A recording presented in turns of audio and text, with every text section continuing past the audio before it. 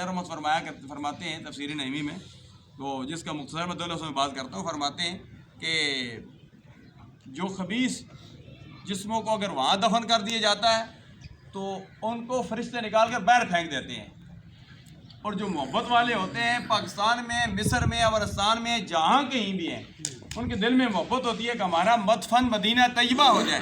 جنت المعلیٰ ہو جائے، انہیں پاکستان دفن کر دیا جاتا ہے۔ سبیدار جمال الدین صاحب کی صورت میں، ہمارے عزیز و اقارب کی صورت میں، جو مدینہ طیبہ مکہ المکرمہ کے لیے تڑپتے رہے کہ ہمارے مدینہ طیبہ میں مدفن ہو جائے، سینہ چاکانے چمن سے سینہ چاکانے چمن کا ملاپ ہو جاتا ہے، ظاہری طور پر ان کو پاکستان دفن کر دیا جاتا ہے، لیکن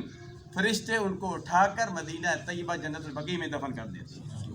بات ساری دل کی ہوتی ہے، انما الاعمال بالنیات، اعمال کا دار و مدار نیتوں پر موقوف ہے۔ امام اعظم علیہ رحمت فرماتے ہیں حدیث ایک ہے لیکن یہ 1,00,000 احادیث کا مجموعہ ہے۔ محبت کی بات ہوتی ہے، چھوٹے سے عزیز بچے نے بڑے خوبصورت انداز میں سرکار ابد کرار صلی اللہ علیہ وسلم کی بارگاہ میں عزیز محمد